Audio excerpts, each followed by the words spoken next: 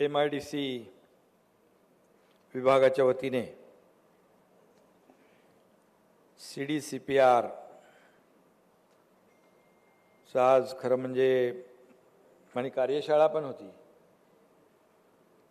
या म्हणजे MIDCचा सर्वसमावेशक विकास नियंत्रण व प्रोत्साहन नियमावली संदर्भात कार्यशाळा आणि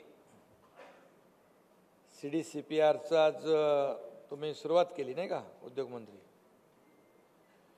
या कार्यक्रमाला उपस्थित आमचे आदरणीय उपमुख्यमंत्री अजित पवार साहेब,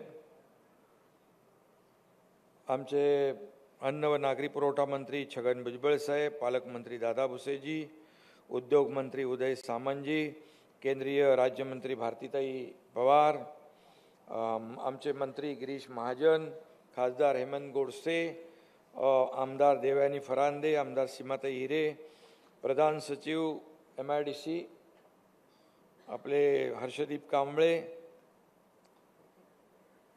बिपिन शर्मा आणि उपस्थित सर्व मंचावरील मान्यवर आणि मोठ्या संख्येने उपस्थित नाशिकमधील सर्व उद्योजक बांधव भगिनी आणि पत्रकार मित्रांनो, महिला उद्योजक पण मोठी संख्या आपली इकडे राईट साईडला बसलेली आहे। खरं म्हणजे हे चांगलं आहे, आपल्या सगळ्यांचं अभिनंदन। खरं म्हणजे महिला उद्योजक आपलं एक शक्तिस्रोत आहे आणि पुरुषांप्रमाणे महिला देखील उद्योगात कुठं कमी नाहीत, हेही आपण आपल्या उपस्थितीवरून दाखवून दिलेलं आहे। खरं म्हणजे मी आजच्या या कार्यक्रमासाठी उद्योग विभागाचं मनापासून अभिनंदन करतो। नवीन निर्णय उद्योग विभागामध्ये आपण घेतोय। खरं म्हणजे आपलं सरकार जे आहे हे प्रो इंडस्ट्री आहे, प्रो डेव्हलपमेंट आहे, प्रो पीपल आहे। एक सर्वसमावेशक विकास या राज्याचा झाला पाहिजे या दृष्टीने आपण गेले वर्षभर काम करतोय। आणि आज आपल्याला मी खरं म्हणजे सांगू इच्छितो की आम्ही उद्योगाला खूप मोठ्या प्रमाणावर चालना देण्यासाठी, मगाशी अजितदादा म्हणाले, रेड कार्पेट असेल, सिंगल विंडो क्लिअरन्स असेल, कॅपिटल सबसिडी असेल, अनेक आम्ही सवलती जाहीर केलेल्या आहेत नवीन इंडस्ट्रीला आपल्या राज्यामध्ये येण्यासाठी। खरं म्हणजे आपलं राज्य जे आहे फार इंडस्ट्री फ्रेंडली आहे। आपल्या इकडे मोठ्या प्रमाणावर पोटेन्शियल आहे, उद्योग वाढीसाठी चांगलं इन्फ्रास्ट्रक्चर आहे, कनेक्टिव्हिटी आहे, स्किल्ड मॅनपॉवर आहे, हे सगळं आहे। आणि म्हणून मोठ्या प्रमाणावर लोक आज आपलं राज्य पसंत करू लागलेले आहेत। मी जेव्हा दावोसमध्ये गेलो होतो वर्ल्ड इकॉनॉमिक फोरममध्ये, त्या ठिकाणी देखील मोठ्या प्रमाणावर अनेक देशाचे प्रमुख लोक भेटले आणि त्यांनी जवळपास आपल्या राज्यामध्ये आपलं, तेव्हा तर मला वाटतं किती महिने झाले होते आपले सरकार स्थापन होऊन, 4-5 महिने झाले होते, परंतु तरीसुद्धा आपल्या राज्याची विश्वासार्हता आणि आपल्या राज्यातलं इन्फ्रास्ट्रक्चर बघून 1,37,000 कोटीचे MOU साईन केले दावोसमध्ये। आणि मला वाटतं आपण त्याच्यातले किती 60-70%, 86,000 कोटी आपण त्याचं जागाही त्यांना लँड अवेलेबल करून दिली, त्याचं इम्प्लिमेंटेशन सुरू झालं। ही मोठी अचीवमेंट आहे। आणि खऱ्या अर्थाने त्याही वेळेस तिथले इतर देशातले लोक आदरणीय मोदीजींवर विश्वास दाखवत होते, कारण आम्हालाही विचारत होते की तुमचं सरकार आणि केंद्राचं सरकार, ते बोले आम्ही एकच विचाराचे सरकार आहोत, समविचारी सरकार आहे। शेवटी उद्योजक जेव्हा येतात त्यांना एक विश्वास पाहिजे असतो की बाबा हे स्टेबल गव्हर्नमेंट आहे, हे स्थिर सरकार आहे आणि केंद्राचं देखील पाठबळ या राज्याच्या सरकारला आहे।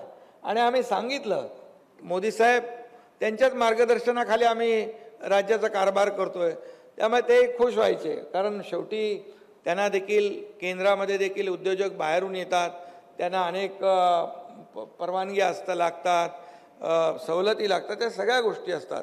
आणि म्हणून त्याही वेळेस मी आपल्याला सांगतो की मोठ्या प्रमाणावर लोकांनी विश्वास दाखवला.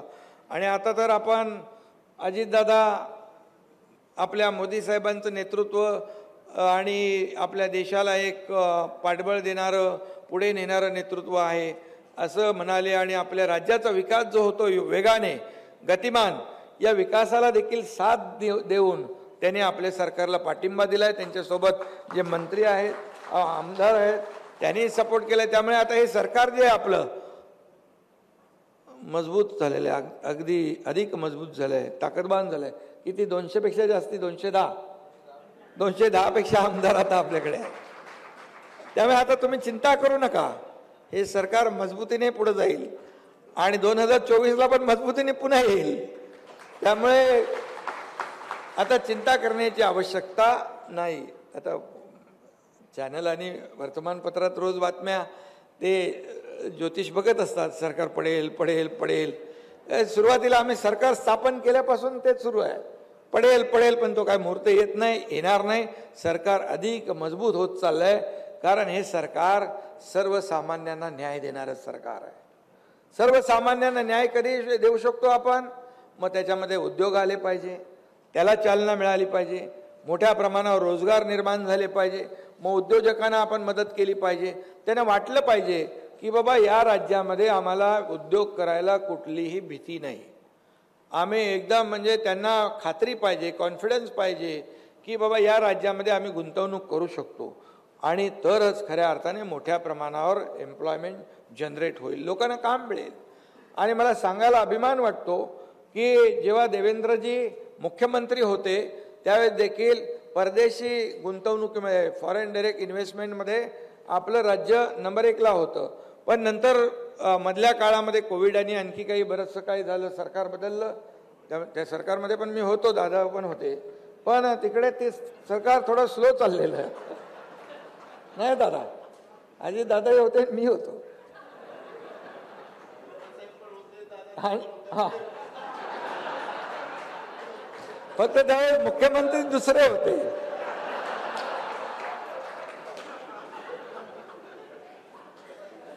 पण आता एकनाथ शिंदे मुख्यमंत्री आहे, अजितदादा उपमुख्यमंत्री आहेत, देवेंद्र फडणवीसजी उपमुख्यमंत्री आहेत आणि आमची टीम मजबूत आहे. त्यामुळे आता बिलकुल ते परदेशी गुंतवणूक जी आहे पुन्हा 1 नंबरला महाराष्ट्र आपण घेऊन गेलो आहे. 1,18,000 एक कांबळे बरोबर 1,18,000 कोटीची आपली FDI पुन्हा आपण केली, म्हणजे वर्षभरामध्ये. दादा आम्हाला धन्यवाद द्यायला लागेल तुम्हाला.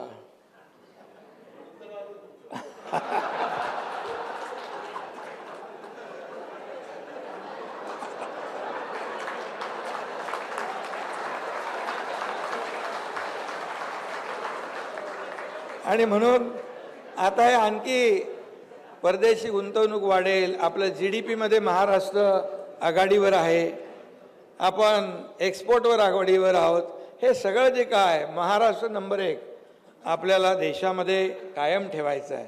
आणि शेवटी केंद्राचं पाठबळ आहे. आज देश देखील आपण पाहतोय मोदीजींच्या नेतृत्वाखाली आपण महासत्तेकडे मार्गक्रमण आपलं सुरू आहे. आपल्या देशाचा गौरव जगभरामध्ये आज मोठ्या प्रमाणावर आदराने लोक घेत आहेत.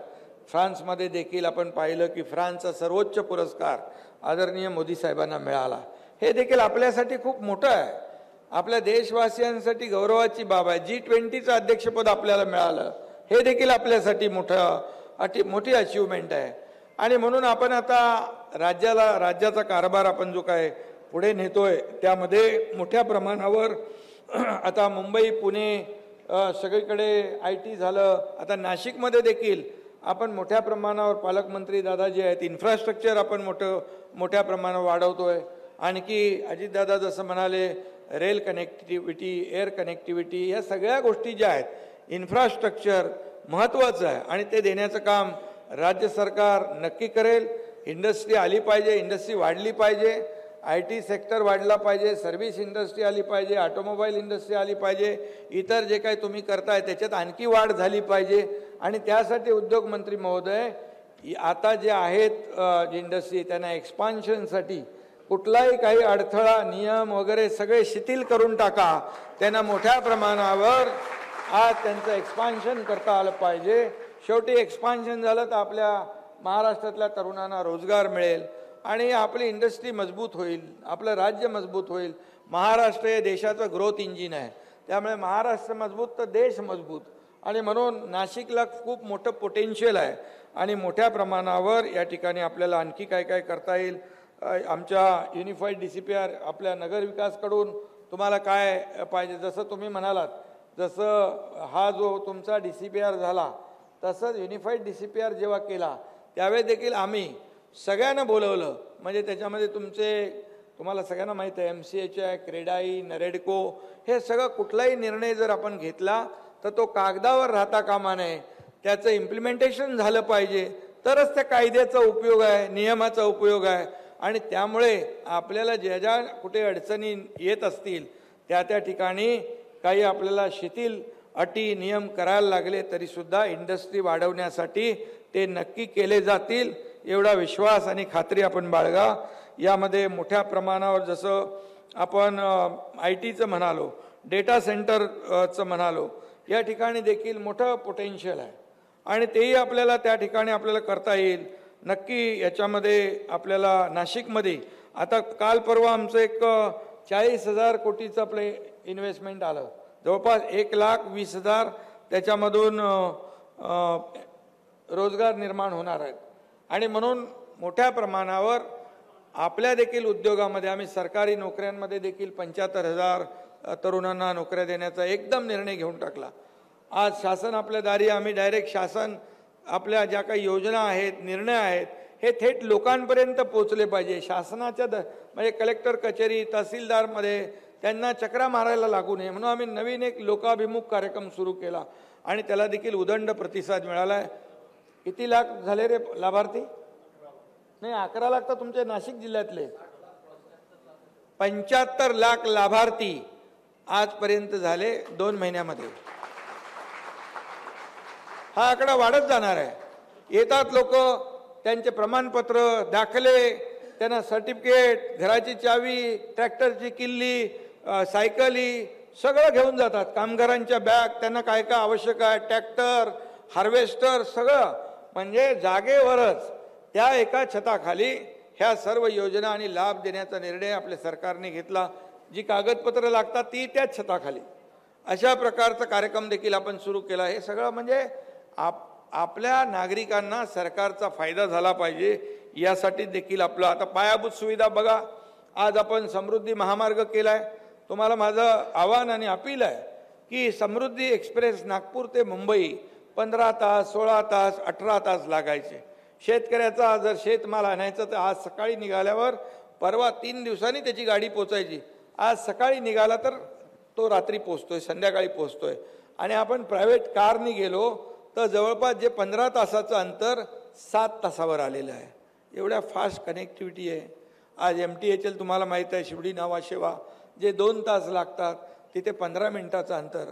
हे पुणे मिसिंग लिंक जो आहे तो नाशिकचं आता आपलं अंतर कमी झालं. नाशिकमध्ये आणखी आपल्याला काय करायचं आहे ते आपण सुचवा. शेवटी उद्योग वाढीसाठी इन्फ्रास्ट्रक्चर महत्त्वाचं आहे आणि इन्फ्रास्ट्रक्चर देण्याचं काम नक्की आम्ही करू. आणि यामध्ये आपण मोठ्या प्रमाणावर ॲक्सेस कंट्रोल रोडचं ग्रीड बनवतोय 5,000 किलोमीटरचं. असं वळून वळून वळून वळून जायचं नाही, डायरेक्ट आपला ॲक्सेस कंट्रोल म्हणजे ग्रीन फील्ड. जसं मुंबई पुणे ॲक्सेस कंट्रोल केला आपण, नागपूर मुंबई ॲक्सेस कंट्रोल केला, अशा प्रकारचे रस्ते आपण महाराष्ट्रामध्ये मोठ्या प्रमाणावर करतोय. त्यामुळे वेळ वाचताय, इंधन वाचताय, ॲक्सिडेंट वाचतील, पोल्युशन कमी होईल. या सगळ्या गोष्टी ज्या आहेत आपल्याला इंडस्ट्रीला पोषक आहेत आणि पूरक आहेत. त्यामुळे नक्की यामध्ये नाशिकमध्ये देखील मोठ्या प्रमाणावर आपल्याला जे जे काही करायचं आहे ते आपण करा. त्यासाठी आमचं सरकार जे आहे पूर्णपणे आपल्याला मदत करेल. कारण शेवटी आपण बाजूला गेलो इकडे, इथून जाताना आता तिकडून तुम्हाला जाताना हा जरा इथून पुढं ठाण्याकडे जाताना वेळ लागतो. ते रस्त्याचं काम सुरू आहे. भुजबळ साहेब नेहमी सांगतात तर ते 8 लेनचा रस्ता आपण करतोय आणि त्याला देखील आपण युद्ध पातळीवर तो रस्ता कंप्लीट होईल यावर देखील आपण भर देतोय.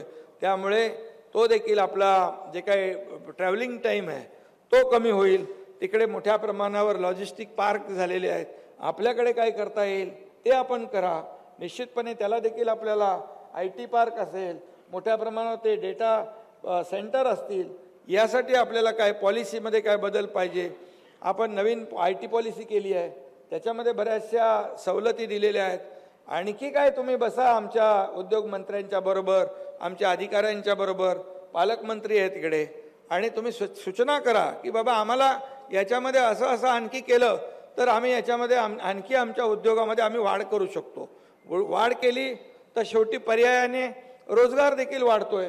त्यामुळे सरकार पूर्णपणे पॉझिटिव्ह आणि प्रॅक्टिकल आहे, एवढं फक्त लक्षात ठेवा. आणि आम्ही 24/7 अजितदादांनी सांगितलं की त्यांना एक कामाची आवड आहे, निर्णय घेण्याचे फटाफट निर्णय घ्यायला आवडतात. आम्ही देखील ते सकाळी लवकर उठून काम करतात, मी उशिरा रात्रीपर्यंत काम करतो.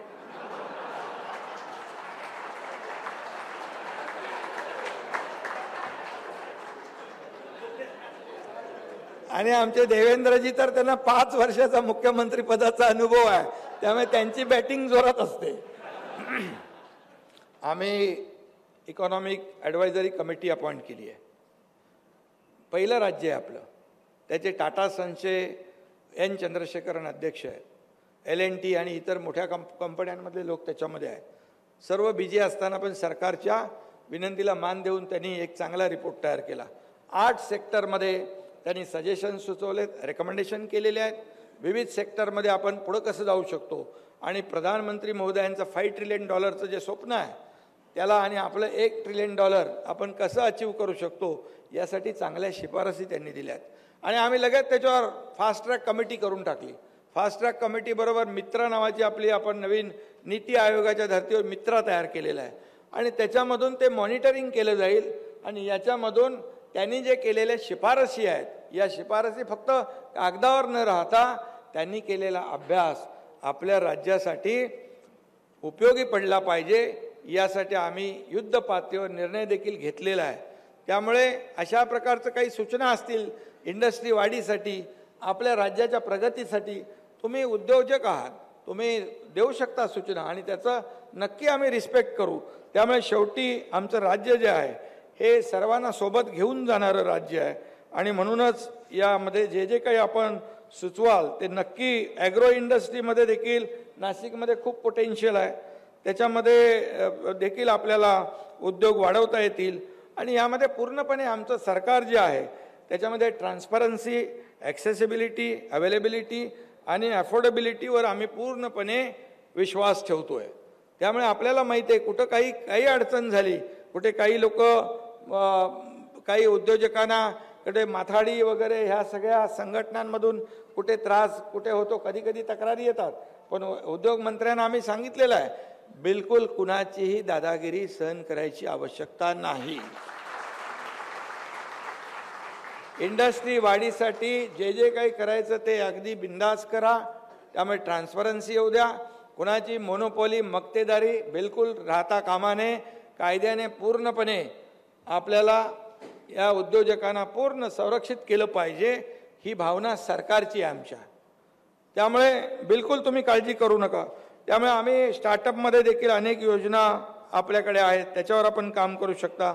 मुख्यमंत्री उद्योग मित्र अभियान आम्ही आणतोय आणि त्यामध्ये देखील खूप मोठ्या प्रमाणावर आपण त्याच्यामध्ये कंप्लीट व्हॅल्यू चेन आहे, ब्लॉक चेन आहे आणि आर्टिफिशियल इंटेलिजन्स जे आहे त्याच्यामध्ये देखील IA जो आहे त्याच्यामध्ये देखील आपल्याला काम करायचं आहे. शेवटी नवीन प्रगत तंत्रज्ञान जे आहे, ॲडव्हान्स टेक्नॉलॉजी जी आहे आपली, ती आपल्याला आणायचीच आहे. आणि त्यामुळे शेवटी आता आपण जे पूर्वीचं आहे ते आहे, परंतु याच्यामध्ये या राज्याला सर्वांगीण विकासाकडे नेण्यासाठी उद्योजक जे आहेत हे महत्त्वाचं एक घटक आहे. इंडस्ट्री जी आहे ही महत्त्वाचं घटक आहे. जसं ॲग्रिकल्चर आहे, हे रिअल इस्टेट आहे, तसं इंडस्ट्री देखील मोठ्या प्रमाणावर रोजगार निर्माण करणारा एक मोठा घटक आहे. आणि त्यामुळे आपल्याला जेवढं काय आम्हाला सहकार्य करता येईल ते आम्ही नक्की करू, एवढंच या प्रसंगी सांगतो. आणि काही सूचना असल्या तुमच्या तर नक्की उद्योगमंत्री आपले आहेत, त्यांच्याशी आपण बोला. बिलकुल त्याच्यामधून मार्ग काढता येईल. तुम्हाला कधी आम्ही भेटतो मंत्रालयामध्ये, अजितदादा पण मंत्रालयामध्ये नेहमी असतात, मी असतो आणि आम्ही शेकडो लोकांना भेटतो. आणि त्यामुळे शेवटी भेटल्याशिवाय संवाद होत नाही. भेटल्यावरच कळतं आपल्याला की तुमच्या काय अडचणी आहेत त्या.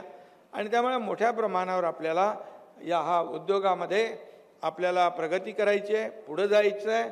आणि त्यासाठी जसं आम्ही तुमच्याकडून हे उद्योग वाढवण्यासाठी अपेक्षा करतो, तशी आपली जी अपेक्षा आहे या राज्यामध्ये पूर्णपणे अगदी शांतपणे आपला उद्योग आपण करू शकतो, सुरक्षितपणे करू शकतो, हा विश्वास तुम्ही मनामध्ये बाळगा. मी बोलतोय म्हणून नाही, तुम्ही कधी काही अडचण असेल, त्रास असेल, अगदी खुलेपणाने सांगा. इमिजिएट त्याच्यावर ॲक्शन होईल आणि आपल्याला जे सहकार्य हवं आहे ते पूर्णपणे मिळेल, एवढा विश्वास मी या ठिकाणी आपल्याला देतो. आणि मगाशी तुम्ही डबल टॅक्सेशनचं काहीतरी म्हणालात, ते कमी केलं की नाही? डबल कसं काय लावू शकता तुम्ही? नाही लावता येणार. पूर्वी म्हणजे कोणी? अजितदादांचे नाही, अगोदर. आणि त्यामुळे ते आपण काढून टाकूया, ते काढून टाकू. आणि शहरासाठी देखील जी जादा घरपट्टी लावलेली आहे पूर्वी, ती देखील आपण जी योग्य असेल ती करू. कारण मला त्यामुळे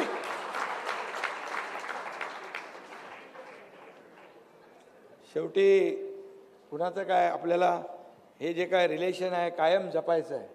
एकदाच आपल्याला असा कुणालाही रेव्हेन्यू वाढवण्यासाठी त्रास देणारं आपलं सरकार नाही आहे. त्यामुळे आपल्याला माहीत आहे, म्हणून तर कमी वेळामध्ये सरकारचं काम लोकांपर्यंत पोहोचतं आहे, 1 वर्षभरामध्येच. आणि गतिमान निर्णय घेतोय, वेगवान आपण निर्णय घेतोय, सगळ्या क्षेत्रासाठी निर्णय घेतले आणि कमी वेळात आपण लोकांपर्यंत पोचलो. आणि म्हणूनच आपल्या अजितदादांसारखा अनुभवी, प्रशासनातला दांडगा अनुभव असलेला माणूस आमच्याबरोबर सोबत आला की नाही, चांगलं 1 वर्षात आम्ही चांगलं काम केल्यामुळे. त्यामुळे आणि अधिक वेगाने आपण पुढे जाऊया एवढंच सांगतो. पुन्हा एकदा मनापासून आपल्या सगळ्यांना खूप खूप शुभेच्छा. धन्यवाद. जय हिंद, जय महाराष्ट्र. एबीपी माझा, उघडा डोळे बघा नीट.